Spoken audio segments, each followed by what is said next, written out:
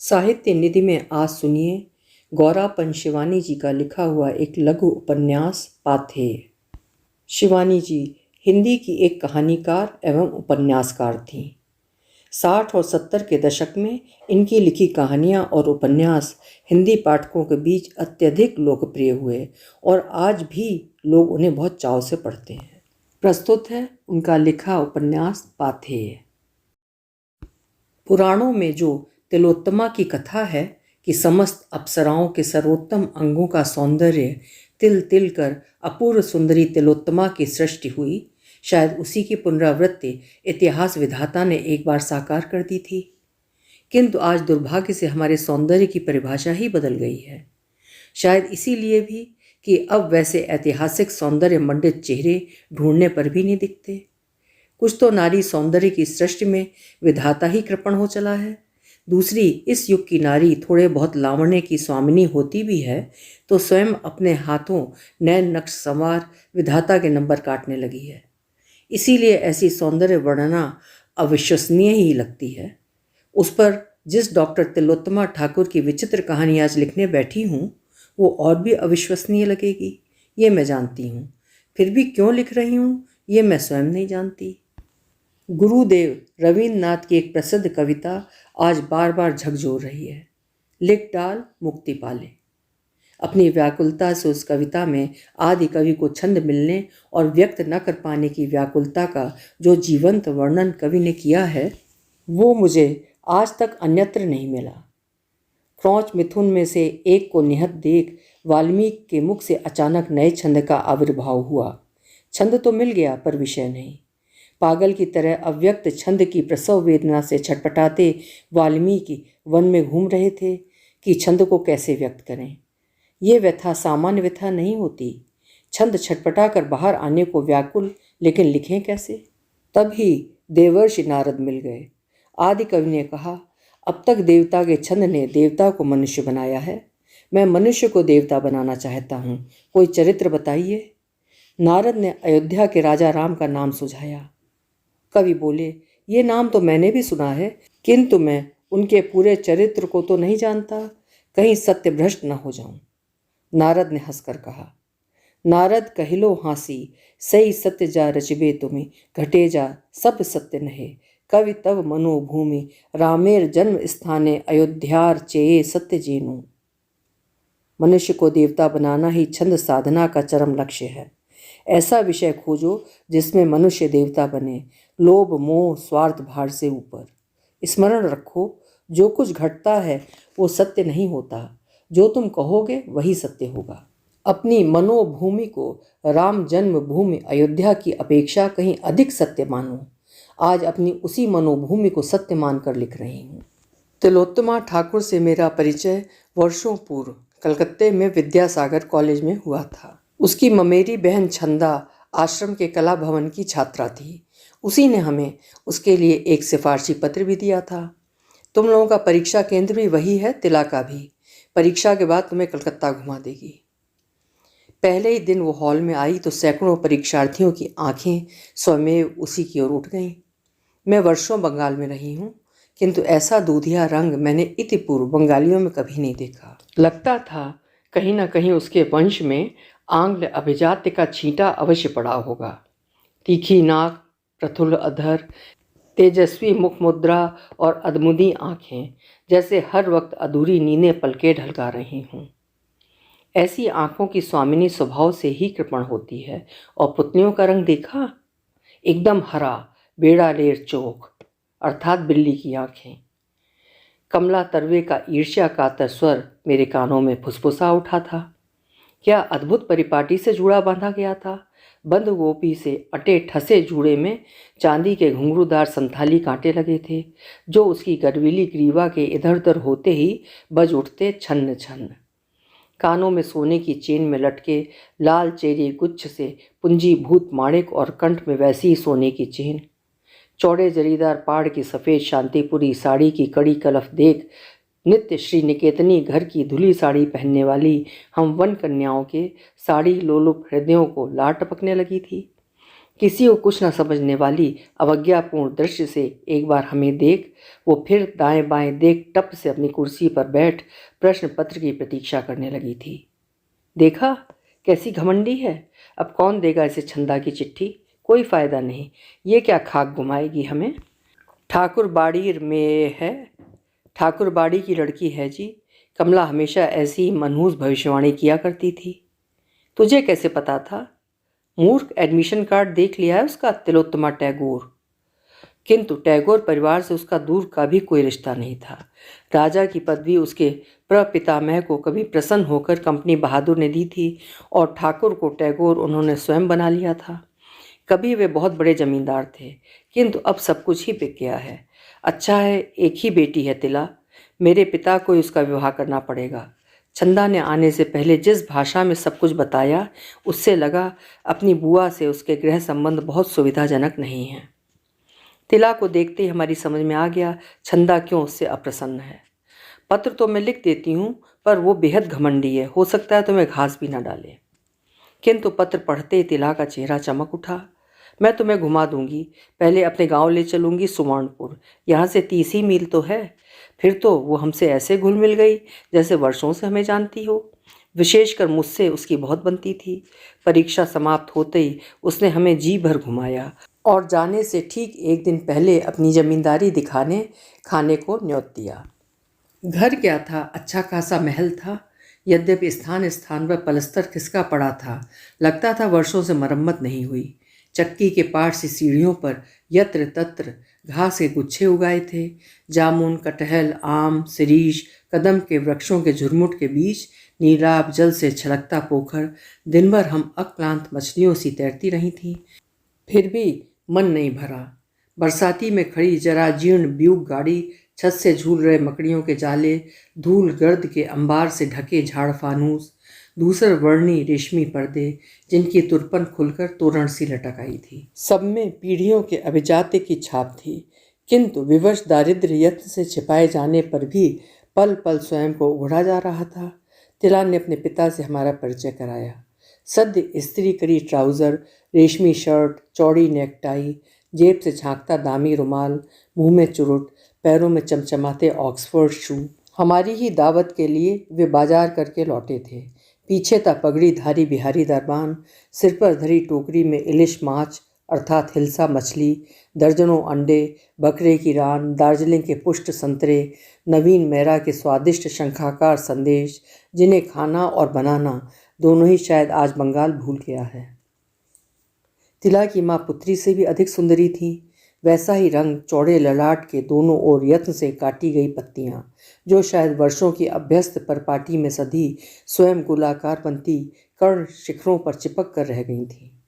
लंबी उंगलियों में चमकती माणिक और पन्ना की अंगूठियां, कानों में रुपयों के आकार के सुवर्ण कर्ण पाशा, कंठ में फूलहार, पान दोगते से टुक टुक करते रसीले अधरपुट। कौन कह सकता था वो एक किशोरी पुत्री की जननी है?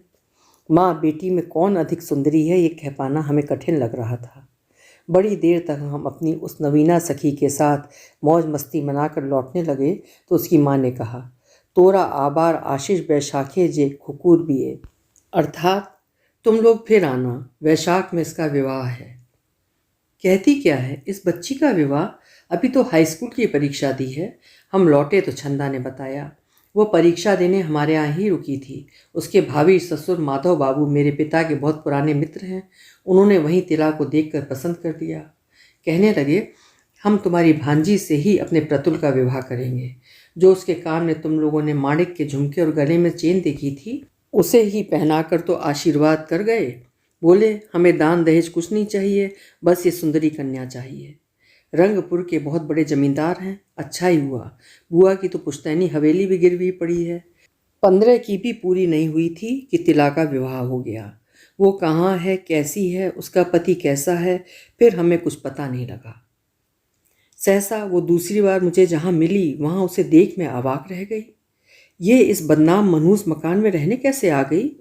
बदरंग खिड़की पर बैठी वो अपने गीले बालों को तौलिए से झटक झटक कर सुलझा रही थी कि सहसा हम दोनों की दृष्टि एक साथ उठी। ओ माँ, तू ही, अर्थात अरे तू, कहकर वो पल भर में टेढ़ी मेढ़ी सीढ़ियां फांदती आकर मुझसे लिपट गई। विवाह ने उसे और भी सुंदर बना दिया था। कमर से भी नीचे झूलते उसके घने बालों से टपकती पानी की बूंदें मुझे भी भिगो गईं। हाथों में मोटे सुवर्ण वलय, मांग में सिंदूर की प्रगाढ़ रेखा धुलकर भी धुंधली नहीं हुई थी। मेरे पति बीमार हैं, उन्हीं को लेकर यहाँ आए हैं, चलना ऊपर। मैं झिझकी। तब हम नित्य प्रातः भ्रमण को जाते थे, साथ में रहते कठोर प्रहरी बने लोहिनी जी। एक तो हमारा रानी धारा आना वर्जित था और वहीं घूमना हमें पसंद था। रानी धारा की ओर मत जाना, हमें माँ की हिदायत मिलती। अभागे टीबी रोगियों ने पूरा सैनिटोरियम ही बना दिया है वहाँ। उस पर कुख्यात कल्याण हाउस, जिन्होंने सन 40 का अल्मोड़ा देखा है, उन्होंने रानी धारा के सीमांत पर स्थित वो विचित्र भुतहा बंगला अवश्य देखा होगा। उस सुरम्य वनस्थली में जहाँ स्कंद स्पर्शी देवदारी हवा मन प्राण में नई पुलक भर देती थी, वहीं वो पीसा की मीनार सा बंकिम मुद्रा में खड़ा बदरंग बंगला देखते ही मेरुदंड झंझना उठता। जब भी हम वहाँ से गुजरते, लोहिनी जी कहते, नाक ढक लो रुमाल से। क्षय रोग तब कुष्ठ रोग सा ही महारोग माना जाता था और कल्याण हाउस की खिड़की पर हमें एक ना एक खांसता खकारता नया क्षय रोगी अवश्य दिख जाता। वो बंगला कभी खाली नहीं रहता। नित्य नवीन क्षय रोगियों को जैसे स्वयं मृत्यु खींच लाती थी। सुना यही था कि जो भी यहाँ आया फिर 4 कंधों पर ही गया। फिर भी उसकी मांग निरंतर बनी रहती। शायद इसीलिए भी कि चारों ओर थे घने देवदार द्रुम, सामने प्राणदायिनी त्रिशूल, नंदा देवी की हिमाच्छादित धवल पर्वत श्रेणियाँ एक और सीधे पहाड़ से निकली।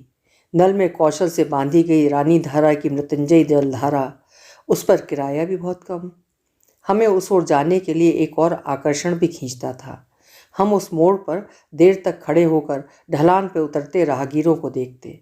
न जाने कैसी बनावट थी उस मोड़ की कि उस पर मुड़ते ही फिर राहगीरों की छाया भी नहीं दिखती। लगता गहन वन अरण्य ने उन्हें ले लिया है। आज उसी कल्याण हाउस में ले चलने को तिला मेरा हाथ खींच रही थी। नहीं नहीं, आज नहीं। लोहिनी जी ने मुझे हाथ पकड़कर खींच लिया। बड़ी देर हो गई है, फिर कभी आएगी। बड़ी अनिच्छा से ही उसने मेरा हाथ तत्काल छोड़ दिया। शायद वो समझ गई थी। तो फिर आएगी ना? उसने ऐसे विवश स्वर में पूछा जैसे वो जान गई थी कि उस छुतहे रोग के रोगी को देखने मैं कभी नहीं आ पाऊंगी। हुआ भी यही। दूसरे दिन हमें बेंगलोर जाना था। प्राणों से प्रिय जन्मभूमि एक बार फिर मुट्ठी से खिसक गई। कभी कभी जी में अदम्य कौतूहल होता, वो वहाँ कैसे आ गई? क्या उस भुतहे कल्याण हाउस में यम को अंत तक पराजित कर अपने सत्यवान को लौटा पाई? पर किससे पूछती? कल्याण हाउस के पते पर एक पत्र भी लिखा, पर कोई उत्तर नहीं आया। और इतने वर्षों पश्चात जब हम दोनों कल्याण हाउस की सी ही रहस्यमयी ढलान में उतर पारलौकिक वन अरण्य में विलीन होने को तत्पर हैं, तभी वो अचानक उस लंबी उड़ान में सहयात्रिणी बन एक बार फिर मुझसे टकरा गई। पहले हम दोनों ने एक दूसरे को नहीं पहचाना। उसका व्यक्तित्व अभी उतना ही ठसकेदार था, यद्यप सौंदर्य को पीछे ढकेल शालीनता ही अब प्रखर हो उठी थी। गाढ़े नीले रंग की नारायण पेटी साड़ी में उसका रंग और भी उज्ज्वल लग रहा था। जिस एड़ी चुंबी प्रथुल वेणी को देख कभी उसकी जलनखोर ममेरी बहन छंदा ने कहा था, मेरी माँ कहती हैं इन बालों में ही तिला का दुर्भाग्य छिपा बैठा है। देख लेना, कभी यही नागिन सी चोटी भुई लोट इसे डस लेगी। लंबे बाल वाली लड़की कभी सुखी नहीं होती। आज वही सघन केश राशि न जाने कहाँ विलीन हो गई थी, किंतु बढ़ती वयस भी उतनी तन्वी देह को मेद बदुल बनाने में सहम गई थी। शायद पीछे से देखने पर वो युवती ही लग रही थी, किंतु चेहरा देखने पर लगता था क्रूर काल ने उस पर जमकर हस्ताक्षर किए हैं। ललाट से लेकर चिबुक तक कनपट्टी के बाल सफ़ेद हो चले थे। जिन अधमुदी आंखों को देख कमला तर्वे ने उसके कृपण होने का स्पष्ट संकेत दिया था, वे सुनहली कमानी के चश्मे के मोटे लेंस से ढकी और भी मुंदी लग रही थीं, जैसे सो रही हों, किंतु बैठने की अडिग भव्य मुद्रा अब भी उतनी ही अहंकार दीप्त थी। सच पूछिए तो चेहरे से नहीं, उसके बैठने की मुद्रा से ही मैंने उसे पहचान लिया था। बेल्ट बांधती वो फिर सीधे नासिकाग्र पर अविचलित दृष्टि साधे मूर्तिवत बैठी और मैंने पहचान लिया। फिर बाएं कपोल पर उसके चुगलखोर तिल ने मेरे अनुमान की पुष्टि की। कुछ डरते डरते ही मैंने कहा, तिला, तुम तिलोत्तमा ठाकुर हो ना? वो चौंकी।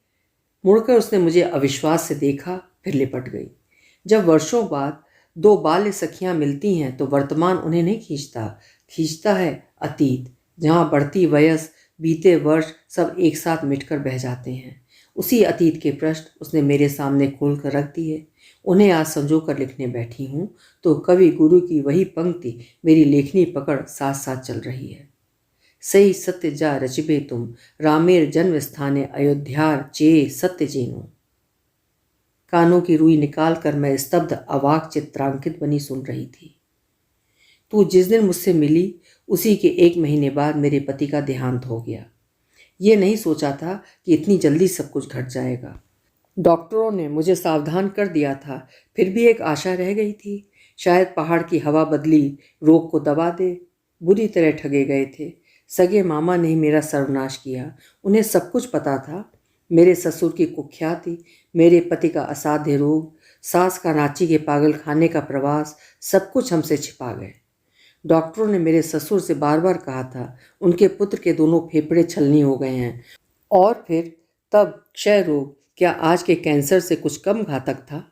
किंतु प्रतुल मेरे ससुर का इकलौता पुत्र था। उन्हें धुन थी, वंशधर चाहिए। उत्तराधिकारी नहीं हुआ तो कौन भोगेगा उनकी अटूट संपत्ति? पुत्र के जीवन की बलि क्यों न देनी पड़े, उत्तराधिकारी चाहिए अवश्य। जिस दिन मैंने ससुराल की देहरी पर पहला कदम रखा तो देखा 2 नौकर मेरे पति को पकड़कर अंदर ले जा रहे हैं। ससुर की विशाल अट्टालिका आत्मीय स्वजनों से भरी थी। स्त्रियां मेरा घूंघट उठा उठा कर मुंह देखती और आपस में फुसफुसाने लगती। रत्नाभूषणों से लदी मैं भारी लाल बनारसी साड़ी में थरथर कांप रही थी। क्यों मुझे देखकर ऐसे फुसफुसा रही हैं? क्या उनकी दृष्टि में मैं सुंदर नहीं हूँ, या दान दहेज नहीं लाई हूँ इसलिए?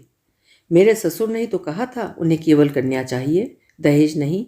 इतने ही में सब कुछ स्वयं स्पष्ट हो गया। काली भुजंगनी सी बड़े बड़े दांतों वाली महिला एकांत पाकर मेरा हाथ पकड़ विषाक्त हंसी हंसकर कहने लगी, की रे अप्सरा, तोर बाप आर वर खुंजे पेलो ना? अर्थात क्यों रे अप्सरा, तेरे बाप को कोई और वर नहीं जुटा? इससे तो तेरे गले में पत्थर बांध किसी ताल पोखर में डुबो दिया होता। सास 15 वर्षों से रांची के पागल खाने में पड़ी है। लड़के को भयंकर क्षय रोग है और बापेर जा कीर्ति, अर्थात बाप की जो कीर्ति है, अब खुद ही देख लोगी। ठीक ही कहा था उसने। मुझे सब कुछ देखने समझने में फिर समय नहीं लगा था। गृह की एक छत्र स्वामिनी थी मेरे पति की विधवा मौसी सोना मासी। मेरी सास के पागल खाने जाने के बाद उन्होंने प्रतुल की देखभाल की, मेरे ससुर को देखा और गृह प्रबंध भी अपने हाथों में ले लिया। मेरे ससुराल का वैभव था अनंत, अनाचार और उससे भी दुगना भंडार में। बड़े बड़े भांडों में मिष्ठानों के असीम उदधि से जितना जी चाहे, जिसका जी चाहे वही निकाल निकाल कर खाता रहता। ना खाने का कोई समय था, न सोने का। गृह में मुझे मिलाकर कुल 4 प्राणी थे। दास दासियों की संख्या थी 20। एक से एक अमानुषी भयावह चेहरे वाले खनीज से भृत्य। कोई अस्तबल देख रहा है, कोई गौशाला, कोई चंडी मंडप तो कोई नाट्यशाला। और दासियां जहां अधेड़ हुई निकाल दी जाती। सब पूर्ण यौवना छैल छबीली, अकारणी हस्ती खिलखिलाती एक दूसरे पर गिरी पड़ती थी। धूप निकलते ही संगमरमरी प्रांगण में बड़ी सी चौकी डाल दी जाती और मेरे ससुर के विराट वप पर नवोदित सूर्य की अरुण रश्मियों को सरसों के तेल में मिला उनकी 2 मुँह लगी दासियां मालिश कर रगड़ रगड़ चमकाती। साथ साथ अश्लील हंसी ठट्टा। कभी इधर उधर देख मेरे ससुर कटोरी से तेल उठा दोनों के कपोलों पर अबीर गुलाल सी मल देते और वे नाज नखरों में दोहरी होकर कहती, आहा कीजे करेन करता, अर्थात आहा क्या करते हैं मालिक। मेरे लिए सब कुछ अनजाना था। अपने घर की नौकरानी को बाबा की उपस्थिति में मैंने कभी घूंघट उठाकर बात करते भी नहीं देखा था। फिर एक दिन मैंने अपने ससुर का जो विभत्स रूप देखा, जी में आया खिड़की से कूदकर उसी क्षण माँ के पास भाग जाऊं। मेरे पति प्रतुल को विवाह के दिन से तेज बुखार चढ़ा था। मैं सोना मासी के कमरे में उन्हीं की पलंग पर सोती थी। तब तक मैंने प्रतुल का चेहरा भी नहीं देखा था। शुभ दृष्टि के समय मैंने जोर से आंखें बंद कर ली थीं और वो भी शायद ज्वर तप्त आंखें खोल मुझे नहीं देख पाया होगा। मैं दिन भर सजी धजी सोना मासी के कमरे में बैठी रहती। दिन भर मुझे देखने आई आंखों की भीड़ मुझे घेरे रहती। 9 ग्रामों की जमींदारी थी हमारी।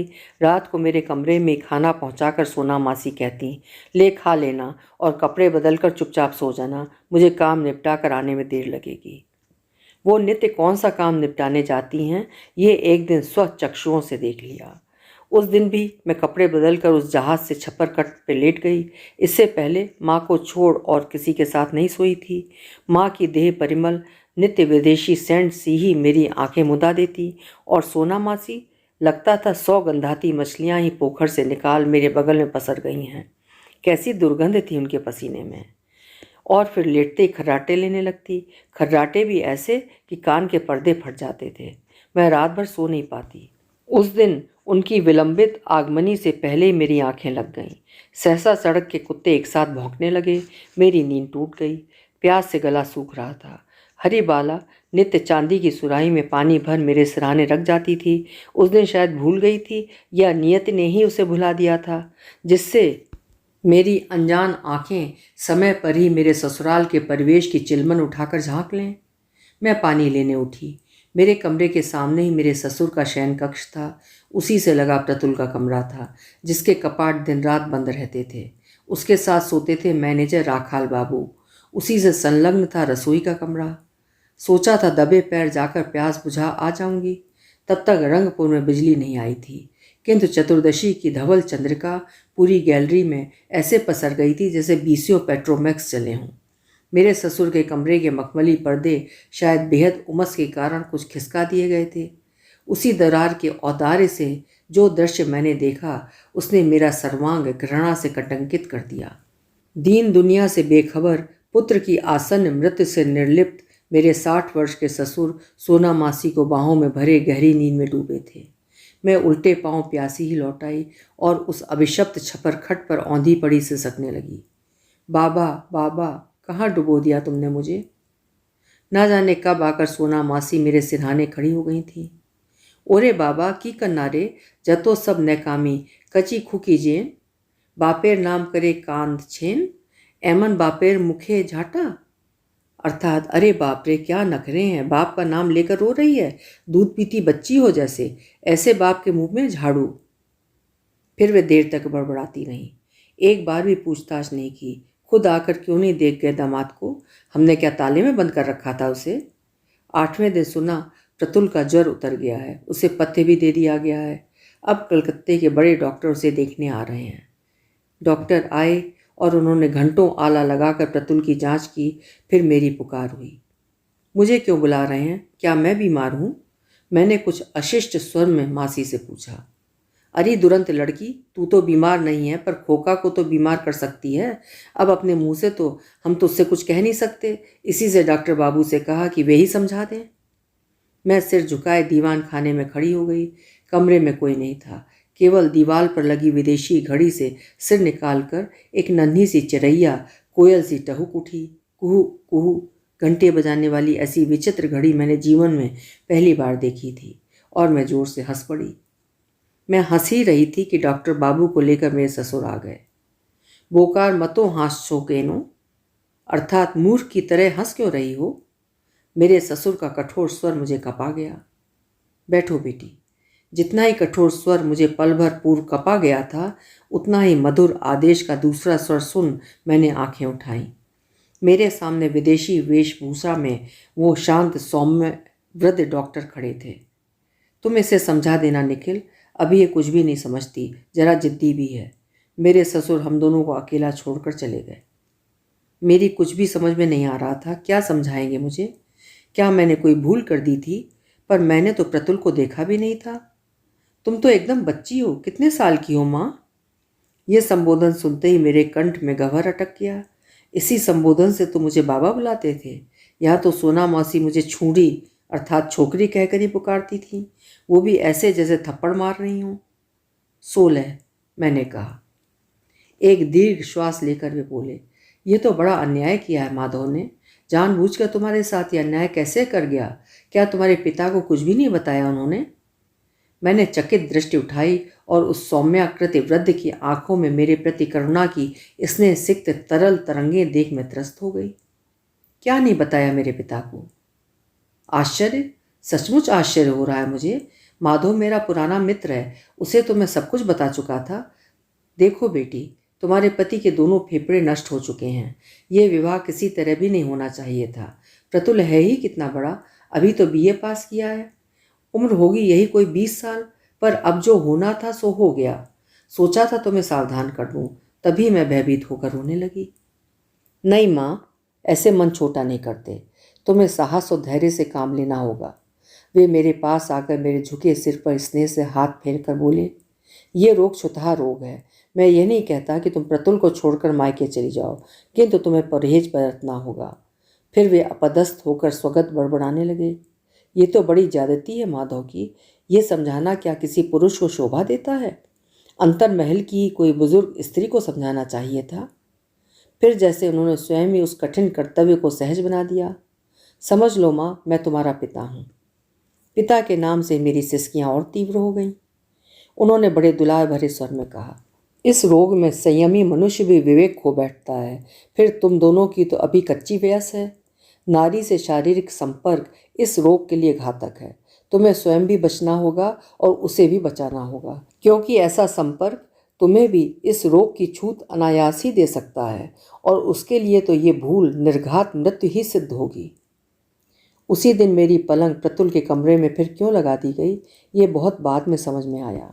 शायद मृत्यु पथ के पथिक से भी मेरे कसाई ससुर वंशधर की आशा लगाए बैठे थे। पहली बार मैंने अपने पति को देखा तो उनकी कंदर्प कांति देखती ही रह गई थी। छाती पर दोनों हाथ धरे वो गहरी नींद में सो रहा था। नर दूरवा दल तुल्य देह कांति, बचकाने चेहरे पर मूछों की क्षीण रेखा, लड़कियों की सी रेशमी लंबी पलकें, और रोग जीर्ण निमग्न कपोलों पर उस राज रोग की रक्तिम आभा की मरीचिका। वो तो बहुत बाद में कहीं पढ़ा था कि इसे ही ट्यूबरक्यूलर फ्लैश कहते हैं। मैं बड़ी देर तक खड़ी रही। वो तो सो रहा था, मुझे बैठने को कहता ही कौन। मुझे कमरे तक मासी ही पहुंचा गई थी। देख छोड़ी, खोखा गुमाचे ओके विरक्त करिश्ना, अर्थात देख छोकरी, खोखा सो रहा है, उसे परेशान मत करना। यही हृदयहीन सीख मुझे मेरी विलंबित फूलशैया के दिन मिली थी। सहसा वो स्वयं ही जग गया और हड़बड़ा कर बैठ गया। फिर मधुर स्वप्न विष्ट अलस हंसी के साथ उसने मेरा हाथ पकड़कर अपने पास बिठा लिया। कितने दुबले हाथ थे उसके, और कैसा क्लांत श्रांत चेहरा। विदेश से नित्य ही तो औषधियों के पार्सल मंगवाए जा रहे थे। कैसी कैसी सुइयां, किंतु दोनों फेफड़ों का एक छत्र सम्राट बना क्षय रोग ठेल ठेल कर औषधियों को निरंतर पराजित कर रहा था। कितनी सुंदर हो तुम तिला, जानती हो ना, मैंने शुभ दृष्टि में भी नहीं देखा, आंखें बंद कर ली थी। मैंने भी तो नहीं देखा, मैंने भी आंखें बंद कर ली थी। और हम दोनों एक साथ किसी शैतानी में पकड़े गए निर्दोष बालकों से ही ठठाकर हंस पड़े थे। फिर रात भर कितने अंतहीन प्रश्न पूछे गए, कितने सरस उत्तर। लग रहा था जन्म जन्मांतर से अटूट मैत्री में बंधी, वर्षों से बिछड़ी दो अतृप्त आत्माएं सहसा फिर युग्म हो गई हैं। दूसरे दिन उठकर जाने लगी तो प्रतुल ने हाथ पकड़कर खींच लिया। नहीं, तुम कहीं नहीं जाओगी, यहीं रहोगी दिन रात मेरे पास। छी, क्या कह रहे हो? सोना मासी क्या कहेंगी? कहने दो उन्हें, पहले वे अपना चेहरा तो दर्पण में देख लें। मेरा कलेजा धक रह गया। तब क्या वो भी वही दृश्य देख चुका था जो मैंने देखा था? फिर वो बच्चे सा मचल उठा। अच्छा, एक शर्त पर जाने दूंगा, पहले अपना जूड़ा खोल कर दिखाओ। हरिबाला कह रही थी तुम्हारे बाल अजगर से भी लंबे हैं। स्वयं ही फिर उसने मुझे पास खींच अनाड़ी हाथों से मेरा जूड़ा खोल दिया। छहराई घनघटा से मेरे जूड़े से उन्मुक्त बाल उसकी गोद में बिखर पलंग से नीचे झूल गए। उसकी आंखें फटी की फटी ही रह गईं। अरे बाप रे, बाल हैं या नाइग्रा फॉल्स? ऐसी बैठी रहना तिला, मैं अपना कैमरा निकाल लाऊं। फिर वो अपने सूटकेस को उथल पुथल कर अपना कैमरा निकाल लाया। महा उत्साह से उसने मेरी एक साथ कितनी ही तस्वीरें खींच डाली। कौन कहेगा वो बीमार था? उसके बाद उसके स्वास्थ्य में आश्चर्यजनक परिवर्तन स्पष्ट हो उठा।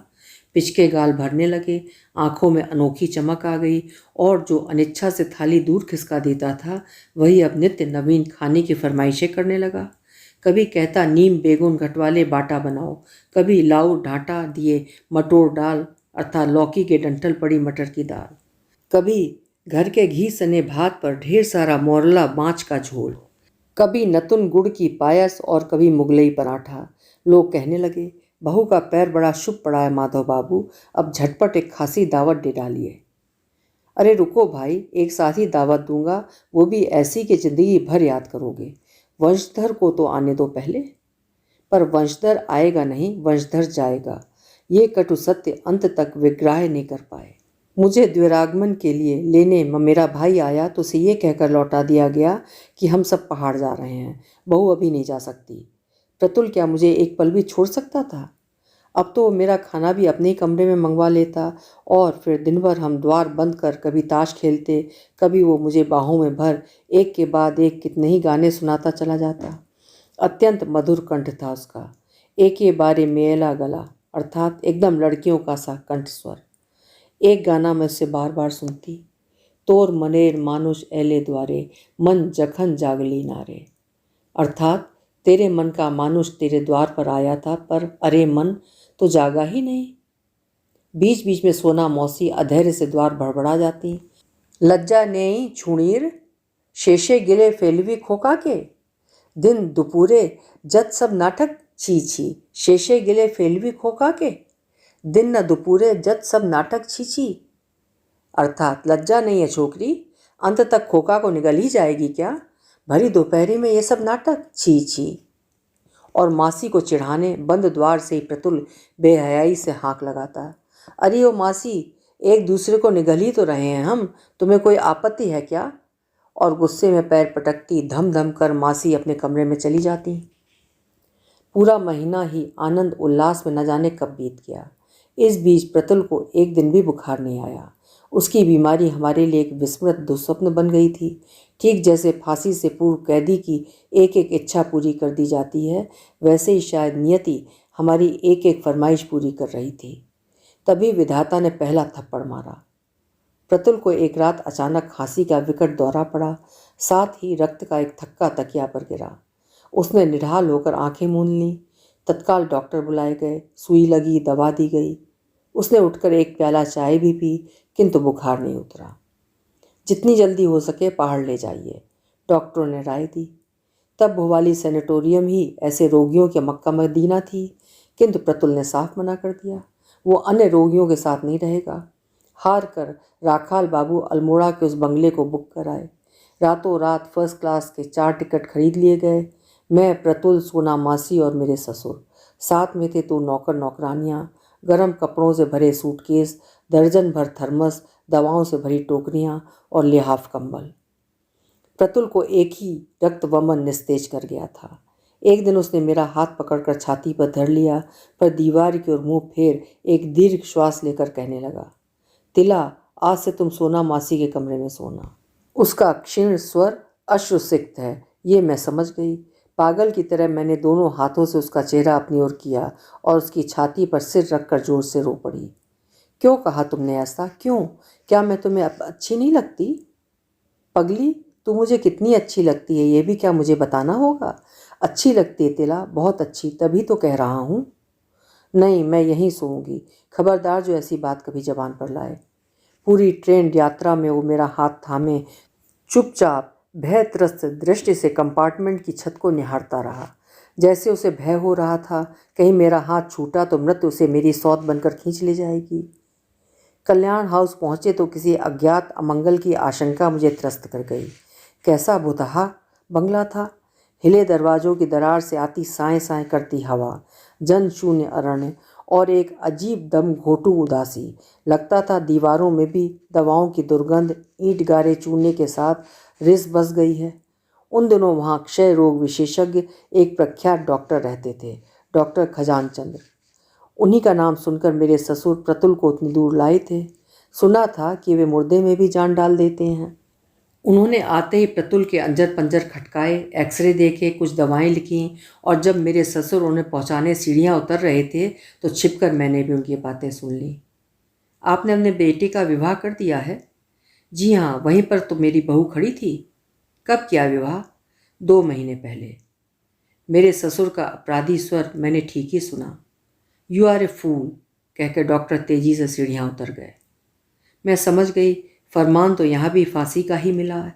हाँ, शायद उनकी मृत्युंजयी औषधि और पहाड़ों की हवा फांसी की तारीख कुछ और बढ़ा सकती थी। वही हुआ। पहली सुई लगते ही प्रतुल की आनंद चटुलता फिर लौट आई। वो एक बार फिर कैमरा निकाल मेरी तस्वीरें लेने लगा।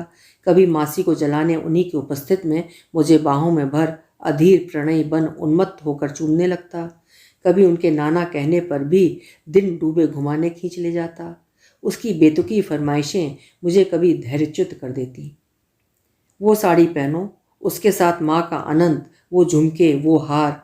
कभी कहता नहीं, वो लाल पाड़ की गरद पहन बड़ा सा सिंदूर का टीका लगाकर ऐसे खड़ी रहो। नहीं नहीं, ऐसे। लगता था वो मुझे बहुरूपिया बना अपने एक एक अरमान पूरे करना चाहता था। सच कहती हूँ, वो कल्याण हाउस जो मुझे पहली दृष्टि में बेहद मनहूस लगा था, वही सहसा मेरे लिए ताजमहल बन उठा। मैं जानती थी कि स्वर्ण घट में छलकते अमृत की वो घूंट मेरे लिए क्षण स्थायी रहेगी, किंतु जब तक अमृत है क्यों न छक्कर अघा लूं। आश्चर्य होता है कि हम दोनों के निर्दोष हृदयों में शैशव की निर्दोष अकपट प्रेम की कैसी स्निग्धता थी। कभी किसी क्षण भी हमारे बाल सुलभ हृदय वासना दग्ध नहीं हुए। पता नहीं विधाता ने ही हमें इस संयम का अपूर्व दान देने का आग्रह किया था, या स्वयं हम दोनों का विवेक ही हमें कवच सा सेंत रहा था। पर फिर जैसे जैसे समय बीतता गया, प्रतुल में एक विचित्र परिवर्तन मुझे सहमाने लगा। कभी कभी वो मुझे ऐसे देखने लगता जैसे मुझ में कुछ नयापन देख लिया हो। बाहों में लेता तो लगता भींच कर कीमा बना देगा। एक दिन रात्रि के सन्नाटे में उसने सहसा मुझे अपने पलंग पर खींच लिया। वो बुरी तरह हांफने लगा, जैसे बड़े दूर से दौड़ कर आया हो। क्या हुआ प्रतुल, तबीयत तो ठीक है ना? मैंने घबरा कर उसकी सशक्त बाहुपाश से अपने को छुड़ाने की चेष्टा की। उस दुर्बल देह में कहाँ से आ गई थी वो शक्ति? आर पार छिना तिला, आर जे पार छिना, अर्थात अब नहीं सहा जाता तिला, नहीं सहा जाता। समझ गई। मेरे कपोलों का दाह स्वयं मुझे ही तपा गया। पर फिर उस त्रशाक्त क्लांत पथिक के अधरों तक शीतल जल से लबलबाता जलपात्र ले जाकर भी मैंने बड़े छल बल से खींच लिया। मैं जब 10 साल की थी, मेरा अपेंडिक्स निकाला गया था। जब मैं पानी पानी की रट लगा चीखने लगती, तब माँ मुझे गोद में लेकर सांत्वना देती।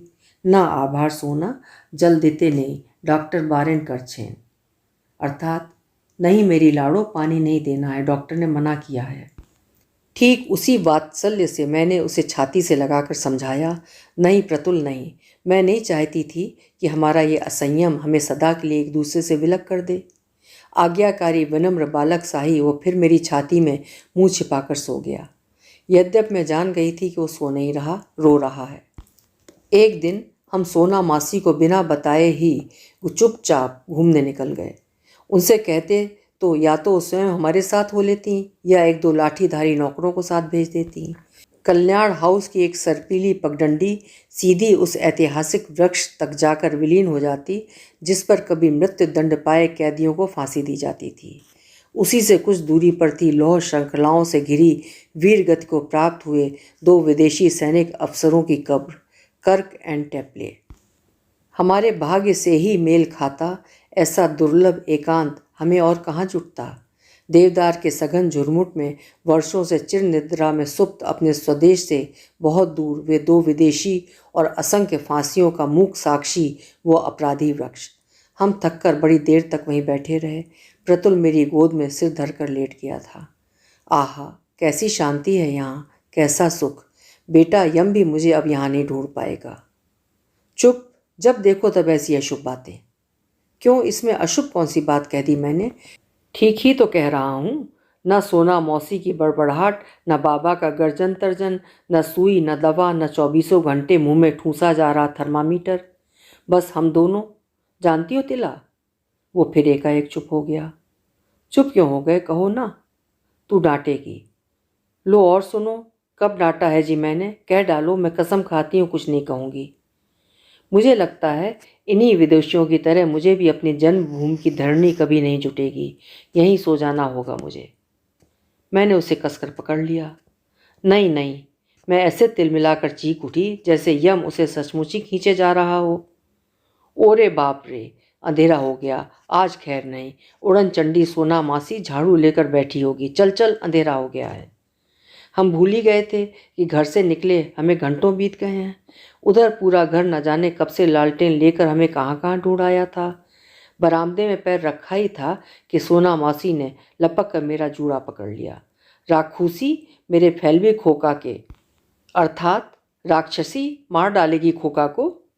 और फिर मेरे ससुर नौकर नौकरानियों के सामने ही उन्होंने मुझे धक्का मारकर दीवार से सटा दिया और मेरा सिर 2-3 बार उस पथरीली दीवार पर टकरा कर बोली, लज्जा नहीं तोड़ छूंडी, अर्थात तुझे शर्म नहीं आती छोकरी।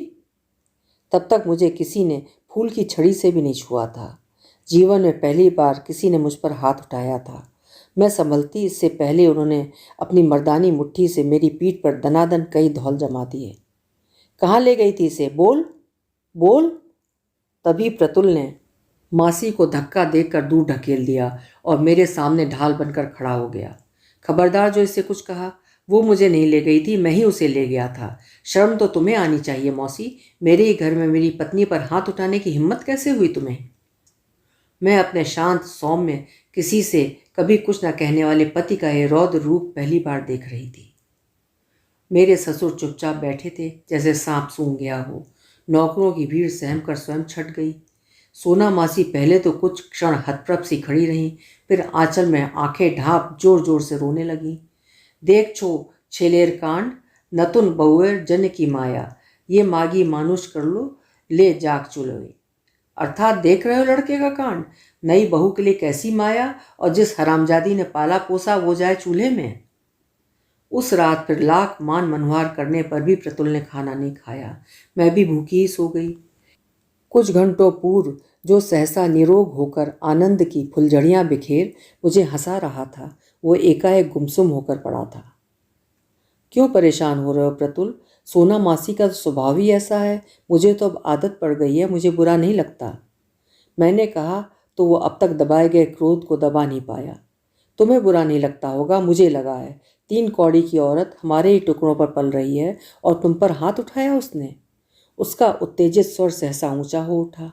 मैंने घबरा कर उसका मुंह ढांप दिया। सोना मासी को मैं जानती थी। बंद दरवाजों से कान सटाए छिपकर सुनना उनकी आदत थी। कहीं सुन लिया तो आधी रात को फिर उसी भद्दे नाटक की पुनरावृत्ति होगी। चुप करो प्रतुल, धीरे बोलो। सोना मासी सुन लेंगी तो फिर आधी रात को रोना धोना छेड़ देंगी। छेड़ने दो, मुझे किसी का डर नहीं है। अब तुमसे सब कुछ कहना चाह रहा हूँ। जानती हो माँ पागल खाने कैसे गई? इसी कुल्टा के कारण। विधवा होने पर बाबा इन्हें यहाँ ले आए। हरिबाला ने मुझे सब कुछ बताया है। हरिबाला माँ के साथ ही उनके मायके से आई थी। गृह भर में एक वही थी जिससे हम दोनों से सच्चा लगाव था। 24 वर्ष की थी ये चुड़ैल, माँ से कुल 1.25 बरस छोटी। पहले भी माँ को फिट पड़ते थे, घंटों तक बेहोश रहती थी, पर वो पागल नहीं थी। इन दोनों ने मिलाकर उसे पागल बनाया है। बस चुप भी करो प्रतुल, तुम्हें बहुत उत्तेजित होना मना है ना? क्या क्या मना नहीं है मुझे? वो हाफता हाफता बैठ गया। घूमना मना, गाना मना, सब कुछ मना।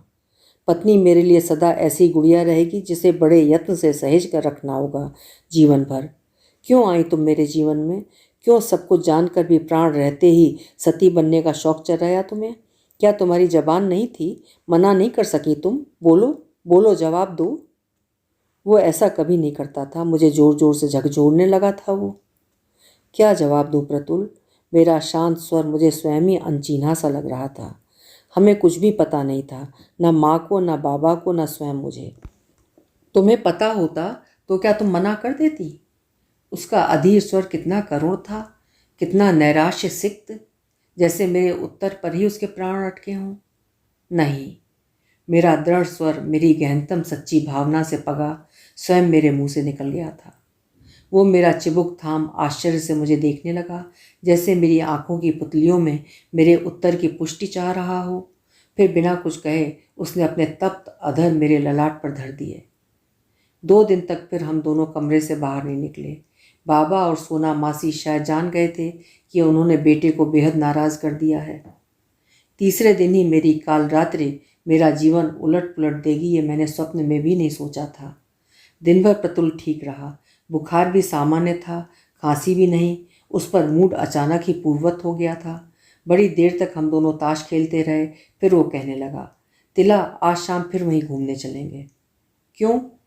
मेरा सिर फुड़वा कर मन नहीं भरा क्या? उसकी आंखों में चुलबुली तरंगे मुझे सहसा भय से सहमा गई।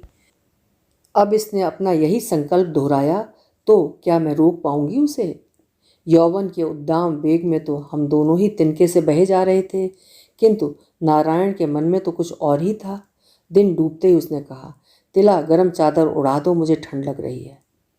वही ठंड फिर ना गरम चादर से शांत हुई, ना मोटे मोटे लिहाफ कंबलों से। रात हुई कि वो तेज बुखार में अंड बंड बकने लगा। कर्क एंड टेपले एंड प्रतुल भट्टाचार्य तीनों एक साथ सोए हैं यहाँ। मेरा गर्म कोट तो निकाल दो तिला, तुम भी शॉल ओढ़ लो, टॉर्च ले लेना, हमें लौटने में देर होगी। माँ माँ कहाँ हो तुम, आओगी नहीं कभी? मेले में खो गए किसी व्याकुल अबोध शिशु सा वो करुण स्वर में अपनी विस्मृता जननी को पुकारने लगा तो मेरी आंखों से झरझर आंसू बहने लगे। मैं जा रहा हूँ माँ, आओगी नहीं?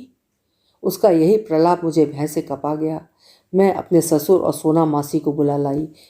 नौकर नौकरानियां सबने भीड़ लगाकर छटपटाते प्रतुल की पलंग घेर ली। सुबह होने के कुछ पहले उसे फिर उसी खांसी का विकट दौरा पड़ा। टीबी रोगी की खांसी सुनी है कभी? ठक ठक ठक ठक, जैसे कोई गर्म लोहा पीट रहा हो। उसे फिर अचानक होश आ गया। यक्ष्मा रोगी को अंत तक चेतना बनी रहती है, ये कहीं सुना था, उस दिन देख भी लिया। तिला तिला कहाँ हो तुम? मैं यहाँ हूँ प्रतुल। मैंने बढ़कर उसका हाथ थाम लिया। नहीं, मुझे कुछ भी नहीं दिख रहा है। मैं काँप उठी। बाबा कहते थे जब आंखों में प्रकाश नहीं दिखता तो समझना चाहिए मृत्यु निकट है। घोषम न शृणुयात् कर्णो ज्योति नेत्रे न पश्यति। तिला बोलती क्यों नहीं, आती क्यों नहीं मेरे पास? आओ एक बार तुम्हें छाती से लगा लूं। उसने शून्य में अपनी सीख सी दुबली बाहें फैला दी। मैं बोल रही थी, यहाँ हूँ मैं प्रतुल। वो सुन नहीं पा रहा था। मैं हाथ थामे खड़ी थी, वो मुझे देख नहीं पा रहा था। ससुर मासी नौकर नौकरानियों की उपस्थिति में कैसे उसकी बाहों में सिमट सकती थी मैं? फिर खांसी का वेग बढ़ा और फक से काले जमे रक्त का थक्का तकिया पर बिखर गया। उसी क्षण पलटी पुतलियां और भिजे दांतों को देख सोना मासी पछाड़ खाकर उसकी निष्प्राण देह पर गिर पड़ी। खोका खोका रे, कोथाए गेली रे। मेरे ससुर निश्चेष्ट हतबुद्धि खड़े थे। पलक मारते ही उनका वंशधर उन्हें अंगूठा दिखाकर चला गया। मासी के एक एक विलाप में मुझ पर अजस्र गालियां बरस रही थीं। राक्षसी खा गई हमारे वंश को, इसी ने चूस लिया उसका रक्त, कलेजा निकाल कर चबा गई चुड़ैल, अपया राखूसी। मैं पत्थर बन गई थी। वहाँ होकर भी मैं बहुत दूर चली गई थी, बहुत दूर। सुबह होते ही अनजान प्रतिवेशी सगे बिरादर बने खड़े हो गए। उन्हीं ने प्रतुल की महायात्रा का साज सरंजाम जुटा दिया। राम राम सत्य के बीच हमारे दोनों नौकरों का उच्च स्वर मेरे कानों में आ रहा था। बोलो हरि हरि बोल। उस प्रदेश में भी बेचारे बंगाल को खींच कर लाने का व्यर्थ प्रयत्न कर रहे थे। मैं अपने कमरे में जमीन पर पड़ी थी। मेरी चिंता थी ही किसे? ससुराल की नौकरानी हरिबाला ही मेरे सिरहाने बैठी मेरी पीठ सहलाती रही। फिर उसे भी सोना मासी ने बुला लिया। धीरे धीरे 4 दिन बीत गए। सहसा चौथे दिन सोना मासी देहरी पर आकर खड़ी हो गई। ए छोड़ी, तेरे ससुर ने कहा है कि हम कल गया जाएंगे। अशांत आत्मा गई है उसकी, वहीं की प्रेतशिला में पिंड देना होगा, तभी उसे मुक्ति मिलेगी। अपना सामान रख लेना, कल सुबह ही बस चल देगी। 4 दिन से अन्न का दाना भी मेरे मुंह में नहीं गया था। हरिबाला ही जबरदस्ती चाय पिला गई थी। उठने लगी तो पैर कांपने लगे। मैं फिर जमीन पर ही पसर गई। आधी रात को मैंने पहली बार प्रतुल को सपने में देखा। एकदम रोग मुक्त, उज्ज्वल चेहरा, वैसी बाल सुलभ निर्दोष हंसी। तिला भाग जा दूर कहीं। फिर वो धैर्य से मुझ पर झुका। प्रतुल प्रतुल, तुम आ गए हो ना? मैं जानती थी तुम अवश्य आओगे। फिर अपनी ही बड़बड़ाहट से मेरी चेतना लौटी। पर यह कैसा भार था मेरी छाती पर? कौन था ये? प्रतुल प्रतुल कहाँ से आ सकता था? मैंने डर कर उठने की चेष्टा की। शायद चीखने ही जा रही थी कि किसी के बलिष्ठ पंजे ने मेरा मुंह दाब दिया। अपनी दुर्बल देह की पूरी शक्ति लगाकर मैंने उस क्रमशः गुरुतर हो रहे भार को धक्का दिया और अपने होंठों पर धरे पंजे पर जोर से दांत गड़ा दिए। एक दबी चीख के साथ कोई संभल कर उठा। मैंने सिरहाने धरी लंबी टॉर्च निकाल कर जला दी और एक पल को लगा मैं गिर पड़ूंगी। मेरे सामने मेरे ससुर खड़े हाँफ रहे थे। उनकी दोनों मदमत्त कामातुर आंखों से निकलती वासना की लपटें मुझे लीलने को बढ़ी आ रही थीं। इतना नीच, इतना जघन्य, ऐसा पशु हो सकता है मानव? अभी इकलौते बेटे की चिता ठंडी भी नहीं हुई और ये पशु इस नीचता पर उतर आया। अपनी पूरी ताकत से मैंने वो भारी टॉर्च उनके सिर पर दे मारी। वो एक दबी चीख के साथ दोनों हाथों से सिर थामे जमीन पर बैठ गए और मैंने खिड़की से छलांग लगा दी।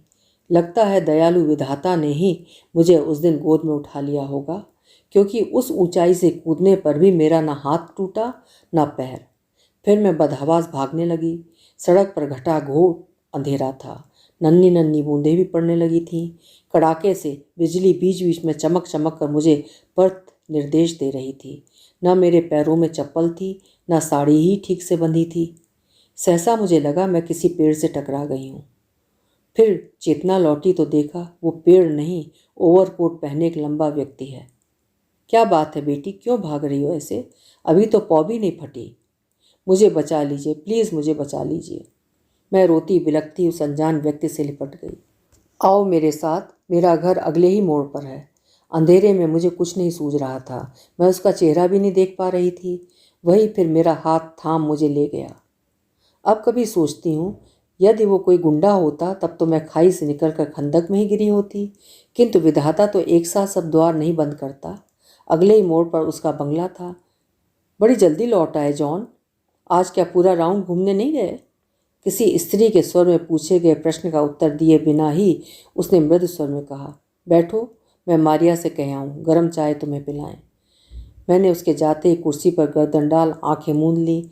भयभीत कपोती सी मैं अभी भी कांप रही थी। कुछ ही घंटों में विधाता ने जैसे मेरा जीवन ही उलट दिया था। बहुत छोटी थी, तभी से बाबा पूजा करने बैठते तो मैं लपक कर उनकी गोद में बैठ जाती कि कब उनका जपार्चन पूरा हो और कब बताशे मिलें। उनके साथ साथ मैं भी उनके मंत्र पाठ में स्वर मिलाती। आज उस घोर विपत्ति के क्षणों में इतने दिनों की वे विस्मृत पंक्तियां स्वयं मेरे होठों पर फिसल गईं। गंवार देहाती की भांति दोनों पैर कुर्सी पर उठा मैं आंख बंद किए होठों ही होठों में बुदबुदाने लगी। न तातो न माता न बंधुर न दाता, न पुत्रो न पुत्री, न भर्त्यो न भर्ता, न जाया न विद्या, न वृत्तिम ममेव, गतिस्त्वम गतिस्त्वम त्वमेव को भवानी। पर्दा खोलकर वे दंपति मुझे आश्चर्य से मुंह खोल देख रहे हैं, इसका मुझे ध्यान ही नहीं था। पागलों की तरह सड़क पर नंगे पैर अधखुली साड़ी लपेटे बदहवास भागती और अकेली बैठी आंखें बंद किए स्वगत बड़बड़ाती मैं उन्हें निश्चय किसी पागल खाने से भागी पगली लगी होंगी। फिर उनमें से किसी ने धीमे स्वर में पूछा, hello, how are you feeling? Better? मैंने हड़बड़ा कर दोनों पैर नीचे कर लिए और उस व्यक्ति का जो मुझे साथ लाया था पहली बार मैंने चेहरा ठीक से देखा। एकदम स्याह रंग, चौड़ा माथा, घुंघराले बाल और संत की सी मधुर हंसी। लो चाय पियो, मेरा नाम जॉन है, तुम मुझे अंकल जॉन कह सकती हो, और ये है मेरी पत्नी मारिया। दोनों मेरे पास धरी कुर्सियों पर बैठ गए। मैं यहाँ के मिशन स्कूल का हेडमास्टर हूँ। तुम डरो नहीं बेटी, यहाँ तुम्हारा कोई अनिष्ट नहीं होगा। उस सर्वथा अनजान परिवेश में दिलासे के वे शब्द मुझे फिर दुर्बल बना गए। मैंने सिर झुका लिया और मैं निःशब्द रोने लगी। पुअर डियर, मारिया ने बढ़कर मेरा माथा थपथपाया। तुम चाय पीकर थोड़ा आराम कर लो। जॉन को परीक्षा लेने आज रानी खेत जाना है, शाम तक लौट आएगा। तब तक तुम्हें कोई परेशान नहीं करेगा। मैं खाना बनाकर तुम्हारे कमरे में रख जाऊंगी, जब भूख लगे खा लेना। फिर दोनों मुझे एक छोटे से स्वच्छ कमरे में पहुंचा द्वार बंद कर चले गए। कमरे से संलग्न बांस की खपत्तियों से बना एक काठ का बरामदा था। जाफरी को प्रिमरोज की घनी बेल ने ऐसे ढांप दिया था कि मुखर सड़क का कोलाहल ही सुनाई देता। राहगीर नहीं दिखते थे। मैं हाथ मुंह धोकर उस छोटी सी कैंपको पर लेटी तो मेरा अंग अंग टूट रहा था। पिछले 24 घंटों में जो तूफान मेरे ऊपर होकर गुजर गया था, उसने मेरे सोचने समझने की पूरी शक्ति ही छीन ली थी। क्या करूँगी अब, कहाँ जाऊँगी मैं और कैसे?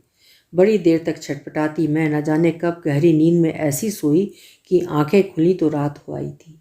एक क्षण को लगा मैं अभी कल्याण हाउस में ही सो रही हूँ। वैसी ही गुल बनपसी मंदिर सुगंध और सिरहाने की मेज पर धरा एकदम वैसा ही केरोसिन का लैंप जैसा हरिबाला हमारे सिरहाने धर जाया करती थी। लैंप की लौ शायद जानबूझकर ही कम कर दी गई थी कि कहीं तेज रोशनी मेरी नींद में व्याघात न डाले। दयालु गृहस्वामिनी प्लेट से ढककर खाना भी रख गई थी। नए परिवेश को मेरी अर्धसुप्त चेतना स्वीकार ही कहाँ कर पाई थी। मुझे लग रहा था अभी अभी सोना मासी द्वार भड़बड़ा कर चिल्लाएंगी, लज्जा नहीं छोड़ी, दिन दोपहरे दरजा बंद करे, जज सब नेकामी, छी छी, शर्म नहीं आती छोकरी, भरी दोपहरी में द्वार बंद कर, यह सब ढोंग, छी छी। मैं हड़बड़ा कर बैठ गई। क्रमशः चैतन्य हो रही आंखों ने फिर उन दोनों को द्वार पर खड़े देखा। एक नीली छींट के फूलदार गाउन पर झकझक करते सफ़ेद एप्रन से हाथ पोंछती मारिया मेरी पलंग पर बैठ गई। कैसा जी है अब? जॉन, चाय बनाकर पेंट्री में रखाई हूँ, ले आओ तो डार्लिंग। फिर उन्होंने कंबल उड़ाकर मुझे ज़बरदस्ती लिटा दिया। अब बताओ बेटी, कहाँ से झगड़ कर भागी हो, मायके से या ससुराल से? चाय की ट्रे लेकर अंकल जॉन ने पत्नी को डपट दिया। चाय तो पी लेने दो से, क्यों परेशान कर रही हो? कैसा आश्चर्य था कि मुझे एक ही सांस में उन्हें अपनी पूरी कहानी सुनाने में जरा भी संकोच नहीं हुआ। यहाँ तक कि अपने नर पिशाच ससुर की कामांधता की यवनिका भी मैंने निर्भीक निसंशय होकर उठा दी थी। एक पल को दोनों स्तब्ध रह गए। फिर अंकल जॉन ने ही गंभीर संयत स्वर में कहा, तुम अपने पिता का पता दे दो, मैं अभी तार कर उन्हें यहाँ बुला लेता हूँ। नहीं नहीं, मैंने अविवेकी उद्विग्नता से अंकल जॉन के दोनों हाथ पकड़ लिए।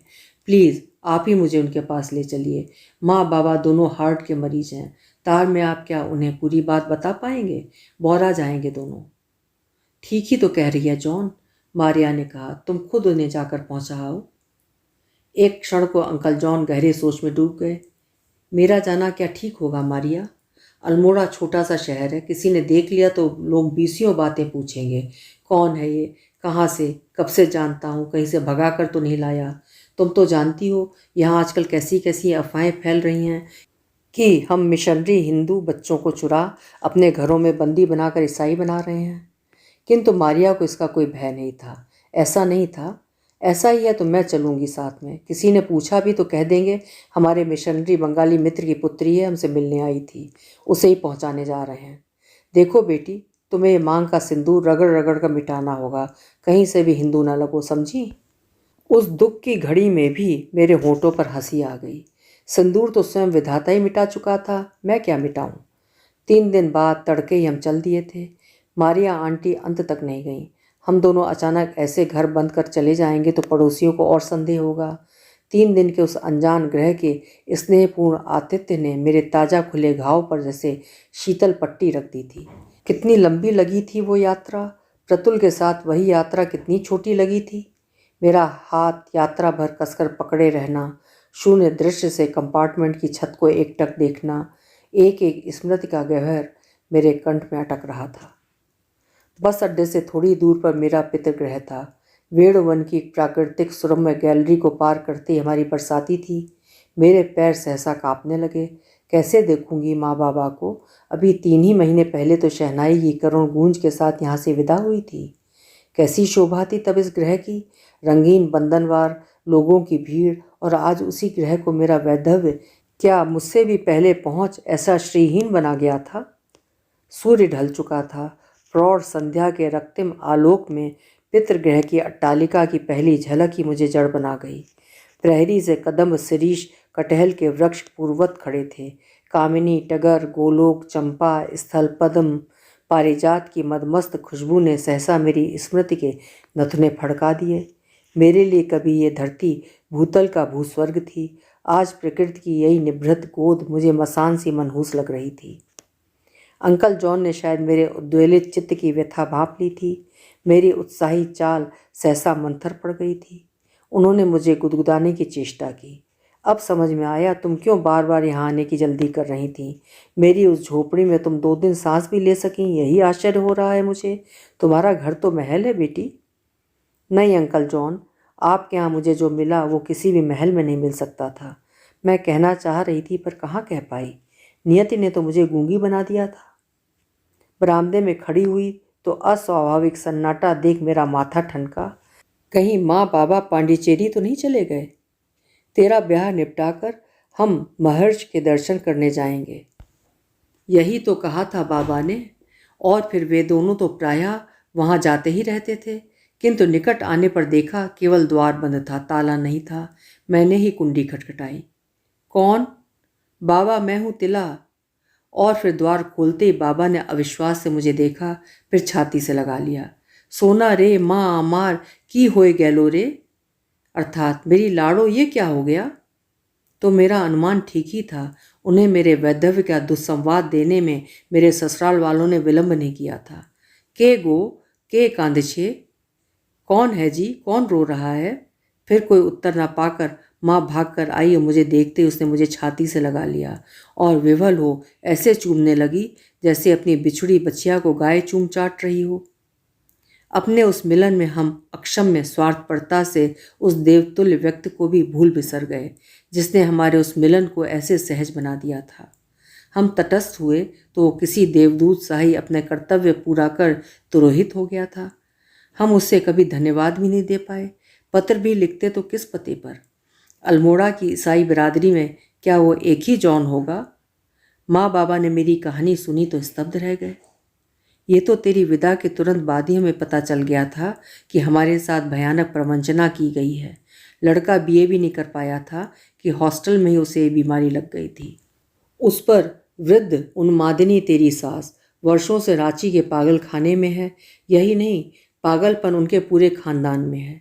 लड़के के दोनों मामा भी पागल हैं। ये सब हमें बाद में पता लगा। तेरे मामा ने हमारा सर्वनाश किया बेटी। कहता था आंखें बंद कर निपटा दो कन्यादान, लड़की राजरानी बनकर रहेगी, गहनों से लाद देंगे माधव बाबू।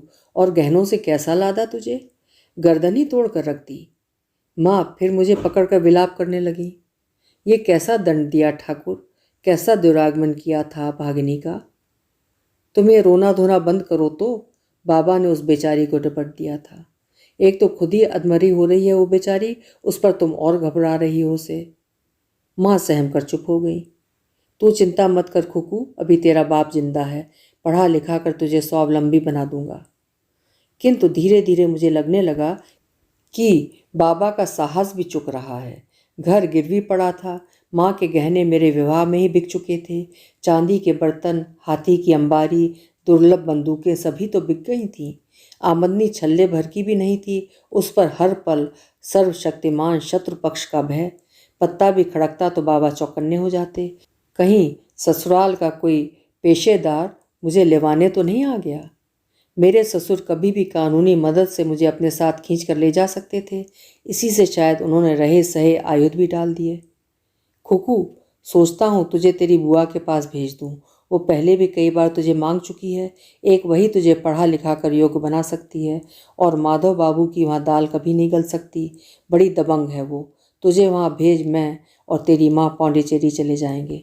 वैसे भी अगले वर्ष की अंतिम अवधि तक मैं ये बंधक पड़ी हवेली नहीं छुटा पाऊंगा।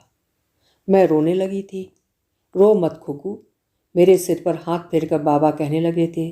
तेरे ससुर की नीचता का कोई अंत नहीं है। वो कभी भी नंगेपन पर उतर सकता है। तुम वहाँ से जब भी जी चाहो मिलने आ सकती हो। किंतु मैं फिर कहाँ जा पाई। वहाँ जाने के तीसरे ही महीने बाबा के दिमाग की नसें फट गईं। वे नसें पहले क्यों नहीं फट गईं, यही आश्चर्य था। उनके जाने के 6 महीने बीतते माँ भी चली गई। मेरे स्वर्णपुर की स्वर्ण नगरी 2 ही झटकों में ऐसी भस्मीभूत हुई कि मैं राग भी नहीं छू पाई। अपनी निसंतान बुआ से मुझे जो दुर्लभ दान मिला, उसी ने मुझे आज वो बना दिया जो तू देख रही है। मैंने एमए किया, लंदन यूनिवर्सिटी से डॉक्टरेट ली, वहीं ओरिएंटल स्टडीज़ स्कूल में लेक्चरर रही और फिर बीमार अकेली बुआ की देखभाल करने भारत लौट आई। आज यूनिवर्सिटी के उच्चतम पद पर हूँ। बुआ की बहुत इच्छा थी मैं फिर विवाह कर लूँ। तेरा रूप और ये कच्ची उम्र कैसे काटेगी तू। मैं क्या अमर बूटी खाकर आई हूँ, मेरे बाद तेरा क्या होगा। नहीं, मैंने दृढ़ता से कहा था। एक बार ही भर पाई, मैं अब कभी विवाह नहीं कर सकती। पर तेरे पति ने तो कभी तेरा स्पर्श भी नहीं किया। बुआ मुझसे सब कुछ सुन चुकी थी। नहीं बुआ, मैं कभी विवाह नहीं करूँगी। कैसे कर सकती थी मैं। 3 महीनों की स्मृतियों की जो अमूल्य सुवर्ण मोहरों की गागर छाती से लगाए घूम रही थी। कैसे भूल सकती थी मैं उस शून्य में फैली बाहों का व्यर्थ आह्वान। तिला तिला एक बार तुझे छाती से लगा लूं। यही मेरी कहानी का पूर्वार्ध है। क्यों, उत्तरार्ध सुनने का धैर्य है अब। धैर्य भले ही हो तुझे, विश्वास कभी नहीं होगा। पर मैं सच कहती हूँ, जो कुछ तुझे सुनाने जा रही हूँ उसमें केवल सच है। कल्पना या अतिशयोक्ति का स्पर्श भी नहीं है। बुआ की मृत्यु के बाद मैं उन्हीं की कोठी में उनकी पुरानी गूंगी बहरी नौकरानी आनंदी बाई के साथ अकेली रह रही थी। अपनी पूरी संपत्ति बुआ मेरे नाम कर गई थी। नौकरी नहीं करती तो हाथ पर हाथ धरे जीवन भर किसी महारानी की ही भांति में रह सकती थी, पर दौलत के सहारे ही तो जिंदगी नहीं कटती। कभी कभी हंसी भी आती थी कि जब पूर्ण यौवना थी तब किसी ने मेरा हाथ नहीं मांगा। अब विरासत हाथ लगने का समाचार लोगों ने सुना तो एक से एक रंगीन नौशों ने मुझे घेर लिया। कोई 32 वर्ष का बिजनेस एग्जीक्यूटिव था, कोई 40 वर्ष का सुदर्शन विधुर, कोई विदेश प्रवासी उद्योगपति और कोई विश्वविद्यालय का रजिस्ट्रार। पर मैंने भी दुनिया देखी थी। मैं अपने निश्चय पर अडिग अटल जमी रही। एक दिन बड़ी रात को घंटी बजी। द्वार हमेशा मैं ही खोलती थी, क्योंकि मेरी बहरी गूंगी नौकरानी ना सुन ही सकती थी ना बोल ही पाती थी। द्वार पर एक दुबले पतले संस सफ़ेद बालों पर काली टोपी लगाए एक सौम्याकृति वृद्ध खड़े थे।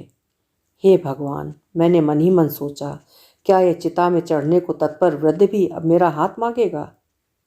क्षमा कीजिएगा, पर क्या आप ही डॉक्टर तिलोत्तमा ठाकुर हैं? जी हाँ, कहिए। आपसे एक जरूरी काम है, क्या मैं अंदर आ सकता हूँ? और कोई होता तो मैं भगा देती, ये कोई वक्त था आने का? उस पर मैं कुछ ही घंटे पहले हैदराबाद के एक सेमिनार से लौटी थी, बेहद थक गई थी, किंतु उस शांत सौम्य चेहरे की विनम्रता में कुछ ऐसी बात थी कि मैंने द्वार पूरा खोल कर कहा, आइए। आनंदीबाई कौतूहली दृष्टि से आगंतुक को देख रही थी, क्योंकि एक तो मुझसे कोई पुरुष कभी मिलने आता ही नहीं था, उस पर इतनी रात को।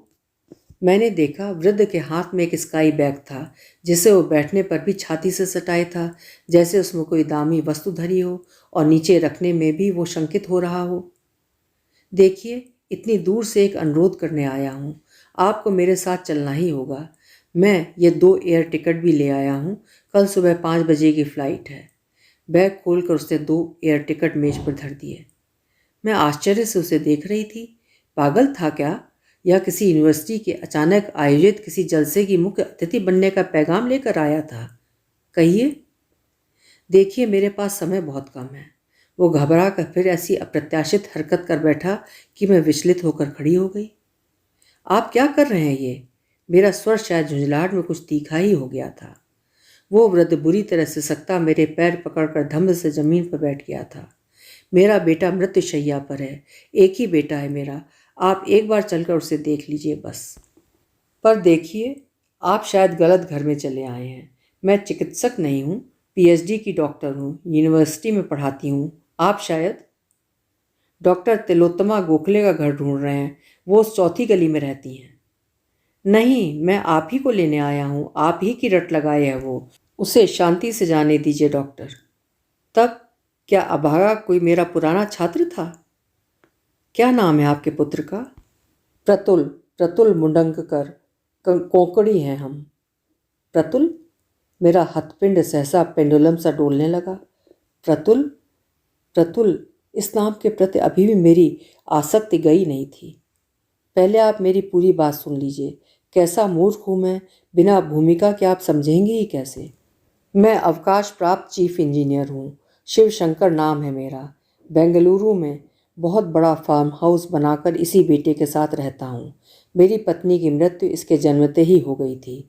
इसी बेटे को छाती से लगाकर पाला है मैंने, माँ और बाप बनकर। इसी भय से दूसरा विवाह नहीं किया, सौतेली माँ से कष्ट देगी। मैं तब 26 वर्ष का ही था। बेहद मेधावी था ये बालक। मैंने विनायक नाम रखा था। 5 वर्ष का हुआ तो बोला, अप्पा आप मुझे विनायक क्यों कहते हैं? मेरा नाम तो प्रतुल है। रंगपुर में मेरे पिता की बहुत बड़ी कोठी है, आपसे भी बड़ी। ले चलोगे ना मुझे रंगपुर? पहले मैंने अपने इस वाचाल बेटी की बात को गंभीरता से नहीं लिया। एक नंबर का गप्पी तो था ही, दिन रात नई कहानी घड़कर मुझे सुनाता रहता था। पर फिर वो दिन रात एक ही रट लगाने लगा। मुझे ले चलो ना अप्पा, वहाँ मेरी तिला है, तिलोत्तमा। कौन तिला? मैंने धड़कते हृदय से पूछा। क्यों, तिला को भूल गए? मेरी पत्नी, तुम्हारी बहू। दूध सा उजला रंग है उसका और अजगर से भी मोटी चोटी, ठीक ऐसी ही लगती है। कह उसने दीवार पर लगे मेनका विश्वामित्र की रवि वर्मा की बनाई तस्वीर की ओर उंगली उठा दी। तब मेरा माथा ठनका। मायसोर में मेरे गुरु थे जिन्होंने मुझे दीक्षा दी थी। मैं अपने पुत्र को लेकर उन्हीं के पास भागा। महाराज, कैसी कैसी बातें करता है ये।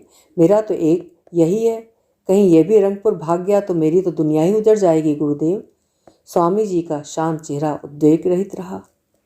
आप कुछ करिए महाराज, इसे अतीत की स्मृतियों से स्मृति भ्रष्ट कर दीजिए, जिससे इसे कुछ भी याद ना रहे। चिंता मत करो शिवशंकर, जैसे जैसे बड़ा होगा इसकी पूर्व जन्म की स्मृतियां स्वयं विलुप्त हो जाएंगी। न जाने उन्हीं की कृपा थी या बढ़ती वयस का प्रभाव, धीरे धीरे प्रतुल ने फिर विनायक नाम स्वीकार कर लिया और कभी भूल कर भी रंगपुर का नाम नहीं लिया। मैं उसे एक पल को भी अपने से विलग नहीं होने देता। दौरे पर भी जाता तो मेरे साथ रहता, पर कब तक। जब वो बड़ा हुआ, पहले स्कूल गया फिर कॉलेज। वो मेधावी तो था ही, कंठ भी था उतना ही मधुर। वाद विवाद में उसे कभी कोई पराजित नहीं कर पाया। उस पर गणित में तो उसका लोहा उसके अध्यापक भी मान गए थे। सरस्वती जैसे स्वयं प्रसन्न हो सदैव उसके जिह्वाग पर बैठी रहती। उसके अध्यापक कहते, दूसरे रामानुजम ने तुम्हारे घर में जन्म लिया है मुडुक्कर, बड़ी चेष्टा से इसका लालन पालन करना। मैं मन ही मन डरता भी रहता। सुना तो यही था कि अत्यंत मेधावी बालक अल्प आयु ही होता है। फिर वो आईआईटी इंजीनियर बनते ही बिना कुछ प्रयास किए ही ऊंची फर्म की नौकरी पा गया। मुझे लगा मैं अब पिता का कर्तव्य पूरा कर चुका हूँ। अब एक ही कर्तव्य बाकी है, उसका विवाह कर वंशधर का मुंह देख लूँ। मैं उसके लिए सुकन्या संधान में जुटा हूँ। ये खबर उसे मेरे मित्र राघवन ने दी तो वो उसी रात आकर मेरे बगल में लेट गया। अभी भी वो अपने बचपन के अभ्यास से मुक्त नहीं हो पाया था। रात को एक बार अवश्य वो मेरे पास लेट अपनी बाहें मेरे गले में डाल देता था। अप्पा, सुना है आप मेरे लिए लड़की ढूंढ रहे हैं। हाँ बेटा, 24 वर्ष के हो गए हो, अच्छी नौकरी पा गए हो। अब मैंने तुम्हारी बहुत देखभाल कर दी। इस उम्र के बाद पुत्र की देखभाल पिता को शोभा नहीं देती। पर मेरा विवाह तो हो चुका है अप्पा। क्या? मेरी छाती में जैसे किसी ने कसकर मुक्का मार दिया। कहीं किसी विजातीय लड़की से प्रेम विवाह तो नहीं कर लिया? उसके 2 मित्र तो ऐसा कर ही चुके थे। मुझे क्यों नहीं बताया बेटा? मैं क्या तुझे मना करता? कौन है वो? हिंदू है ना? हिंदू नहीं हुई तो क्या उसे निकाल दोगे अप्पा? वो शैतानी से हंसा। मैं और भी भयभीत हो गया। निश्चय ही कोई विजातीय लड़की होगी। चुप क्यों हो गए अप्पा? फिर वो उसी खिलवाड़ में उचक कर बैठ गया और मेरे हाथ थाम कर हंसने लगा। बेहद डर गए ना अप्पा? हाँ, हिंदू ही है, ब्राह्मण। मेरी संस्कारशील छाती से जैसे पत्थर की शिला हट गई। फिर चुपचाप क्यों शादी कराया? मैं धूमधाम से तेरी शादी करता, अपने दिल के सारे अरमान निकालता। विनायक, विनायक नहीं प्रतुल कहो अप्पा। मेरे हाथ पैर ठंडे पड़ गए। इतने वर्षों बाद क्या मेरे विनायक फिर मुझे छोड़ने की धमकी दे रहा था? आज तो गुरुदेव भी नहीं रहे जो उनके पास भागूं। तिलोत्तमा है मेरी पत्नी। पागल मत बनो विनायक, तुम पढ़े लिखे वैज्ञानिक हो, फिर भी ऐसी मूर्ख बातें कर रहे हो। ऐसा होता है कभी? होता है अप्पा, मेरे साथ हुआ है, इसी से कह रहा हूँ। आप मेरे विवाह की चिंता छोड़ दें। वो फिर भोले शिशु की सी निर्दोष निद्रा में डूब गया। मैं ही अभागा रात भर बेचैनी से छटपटाता रहा। पर वो दूसरे दिन एक बार फिर अपनी स्वाभाविकता पर लौट आया। दूसरे दिन उसे नौकरी पर जाना था। मुझे लेकर दूर तक ड्राइव कर ले गया। बाजार से ढेर सारा मक्खन, ब्रेड, चीज़, अंडे लेकर फ्रिज को भर गया। मैं जानता हूँ मेरे जाने के बाद तुम अपनी परवाह नहीं करते हो अप्पा। थोड़े दिन की बात है, फ्लैट मिलते ही मैं तुम्हें अपने साथ ले जाऊँगा। अकेले नहीं रहने दूँगा। जाने से पहले वो पिता को जीवितावस्था में ही एक एक पिंड देकर पितृ ऋण से मुक्त होना चाहता था शायद। 6 महीने बीत गए। उसके नियमित पत्र आते रहते। वो अपनी नई नौकरी से बहुत प्रसन्न है। फ्लैट मिलने ही वाला है। वो देख ही नहीं आया, माप कर पर्दे भी बनवा लिए हैं। अब जल्दी ही आकर मुझे ले जाएगा, यही लिखा था उसने अपने अंतिम पत्र में। पर वो मुझे लेने नहीं आया, मैं ही उसे लेने गया था। पहले कई दिनों तक हंसमुख पत्रों की मरीचिका में मुझे छलता रहा। फिर अचानक उसके एक सहकर्मी मित्र का फ़ोन आया। वो 2 महीने से बीमार है और मुझे खबर देने को उसी ने मना कर दिया था। मेरे पिता का दिल बहुत कमज़ोर है, घबरा जाएंगे। फिर टाइफाइड ही तो है। किंतु जिसे सन्निपात ज्वर समझा गया वो था घातक करकट का पंजा। पहले डॉक्टर भी नहीं समझ पाए। जब निदान हुआ तो शत्रु झंडा गाड़ चुका था। आप फौरन चले आइए, ल्यूकोमिया है, जल्दी ही कीमोथेरेपी होगी, आपका उस समय यहाँ होना जरूरी है। मैं हवा के वेग से भागकर पहुंच गया। उसे देखा तो अपने ही बेटे को नहीं पहचान पाया। कुछ महीने पहले तो हंसता हंसता गया था, और आज चेहरा रक्तहीन, आंखों के नीचे कालिमा, शरीर केवल अस्थिपंजर, किंतु चेहरे पर लगी वही चिर आनंदी हंसी। हलो अप्पा। किसी अदृश्य पाश ने मेरा गला घोंट दिया, पर मैं तो घर से दृढ़ निश्चय कर चला था कि उसके सामने मैं टूटूंगा नहीं। देखा अप्पा, आपने कितने यत्न से 24 सालों तक मेरे खून को सींचा, और साला भगवान उसी खून में दिन रात बेईमान ग्वाला बना पानी मिला रहा है। वो हंसा। नहीं बेटा, भगवान के लिए ऐसे अपशब्द मुंह से मत निकालो। मैंने उसके सफ़ेद ललाट को छुआ तो लगा फ्रिज से निकली बर्फ की ट्रे छू ली है, एकदम ठंडा हिमशीतल। कीमोथेरेपी के 2 दिन तो वो चहकता ही रहा। डॉक्टर प्रसन्न थे, he is responding very well, किंतु तीसरे दिन से वो असह्य यंत्रणा में छटपटाने लगा। सारा दिन वमन करके वो निष्प्राण पड़ा था। अप्पा, इनसे कहो मुझे अब और ना छेड़ें, घर ले चलो मुझे। पर एक बार डॉक्टरों के चंगुल में फंस करके अपनी इच्छा अनिच्छा कुछ रह जाती है। 15 दिन की जानलेवा कवायद के बाद ही डॉक्टरों ने मुक्त किया। अब आप चाहें तो घर ले जा सकते हैं, पर 3 महीने बाद फिर दिखाना होगा। किंतु स्वयं डॉक्टर और मैं दोनों उसी क्षण समझ गए थे कि वे 3 महीने उसके जीवन में कभी नहीं आएंगे। मैं उसे घर ले आया। दिन रात उसकी एक ही रट है, अब उसे ले आओ अप्पा। किसे? अपनी बहू को, तिला को। जाने से पहले एक बार मिलना चाहता हूँ उससे।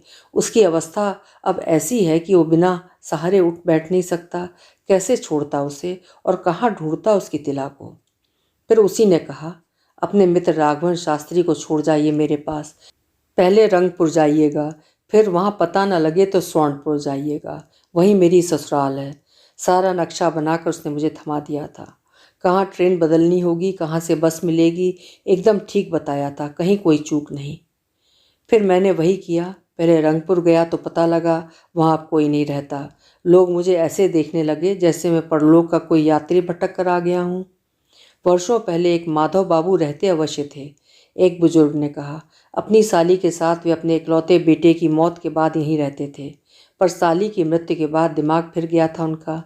एक दिन इसी हवेली में चूहा मार विष खाकर आत्महत्या कर ली, तब से ये बंद पड़ी है। कहते हैं अभी भी नित्य आधी रात को उनका प्रेत यहाँ आकर महफिल जमाता है, खूब नाच गान होता है।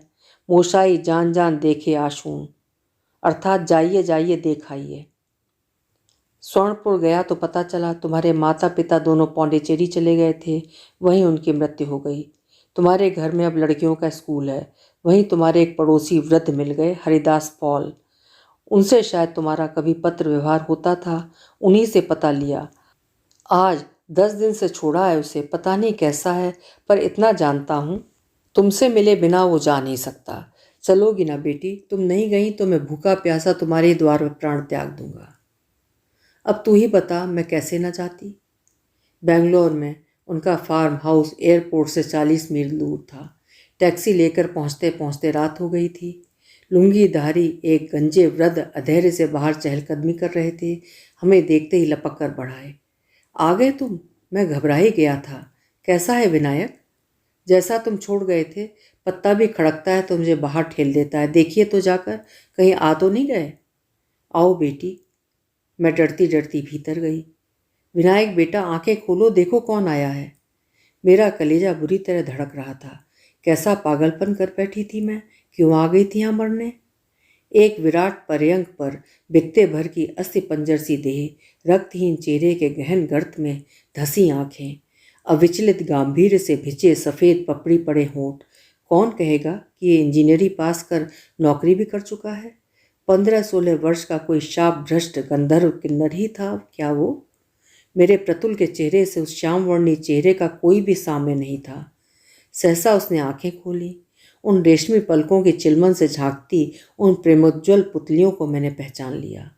एकदम वही निर्दोष झलक और वैसी ही बाल सुलभ हंसी। मैं जानता था तुम आओगी। थैंक यू अप्पा। अप्रस्तुत होकर मेरे पीछे खड़े दोनों मित्र बहाना बनाकर खिसक गए।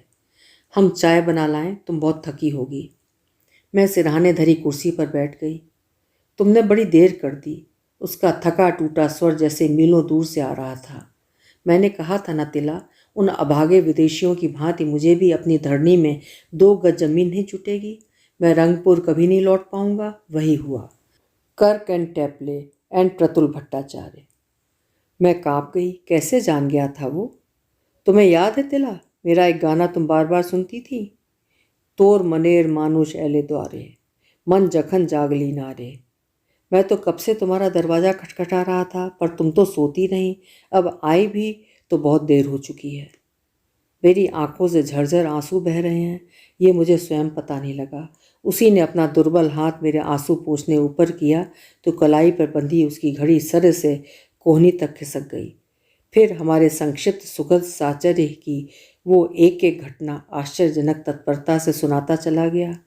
मैंने उसके जाने के दिन कौन सी साड़ी पहनी थी, कैसे रंग का शॉल, सब कुछ बताया। वो सहसा हंसने लगा। और ये तिल? उसने मेरे कपोल के तिल को चट से अपनी दुबली हथेली से ढांप लिया।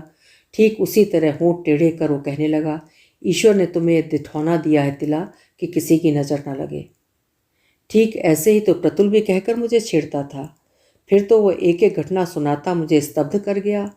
आज तक जिस स्मृति मंजूषा की चाबी केवल मेरे पास थी, मैंने कभी मुंह खोलकर किसी से कोई बात नहीं की थी, उसी को बड़ी दक्षता से खोल उसने मेरी सारी निधि मेरे सामने बिखेर दी। मुझे पाकर वो अपनी मृत्यु तुल्य यंत्रणा को भी भूल गया था।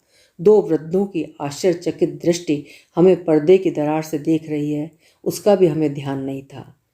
कभी किसी स्मृति का उल्लेख उसे गुदगुदाता और कभी मुझे। कभी हम दोनों एक साथ ठठाकर हंस पड़ते।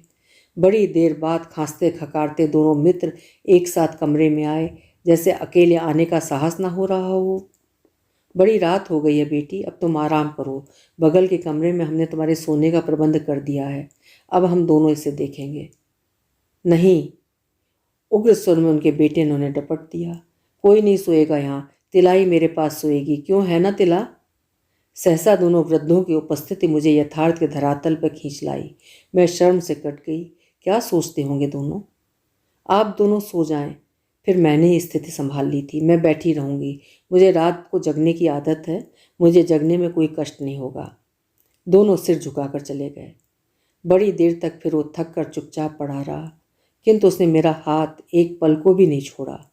कभी मेरे दोनों हाथ छाती पर धर लेता, कभी अधरों पर। तिला, उसने पुकारा। इस बार मुझे उसकी बात सुनने उसके होठों से कान सटाने पड़े।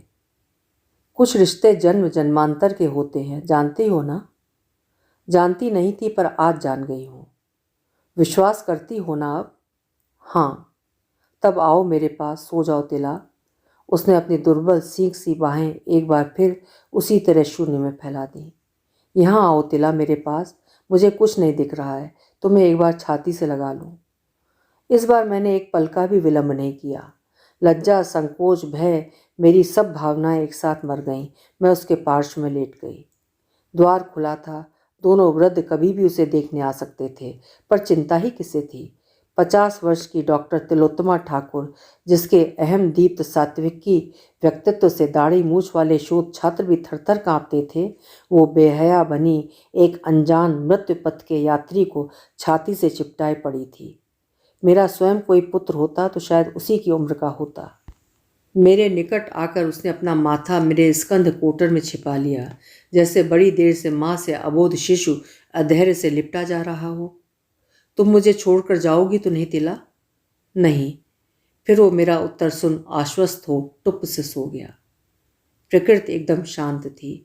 बीच बीच में झींगुर ध्वनि झंकृत हो रही थी, जैसे कोई सिद्ध सितार वादक सितार के तारों पर मिजराब फेर रहा हो। मैं सांस रोके चुपचाप पड़ी थी, ना हिली ना डुली, इस भय से कि कहीं वो जग ना जाए। फिर वो तड़प कर चीखा, अप्पा अप्पा। जाने में उसे तब भी देर नहीं लगी थी, आज भी नहीं लगी।